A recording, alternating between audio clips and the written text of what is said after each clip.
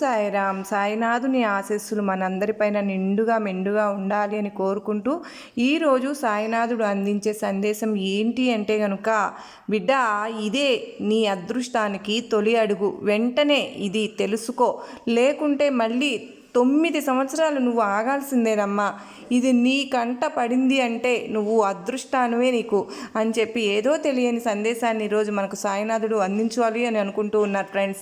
తప్పకుండా మీరు అందరూ కూడా కింద లింక్ అనేది నేను షేర్ చేశానండి, లాంగ్ వీడియో. ప్రెస్ చేసి దాన్ని కనుక చూస్తే కనుక మీకు సాయినాథుడు ఈరోజు మన కోసంగా ఏమి గొప్ప అదృష్టాన్ని ఇవ్వబోతూ ఉన్నారు, అసలు ఆ విషయం ఏంటో మనకు తప్పకుండా తెలుస్తుంది.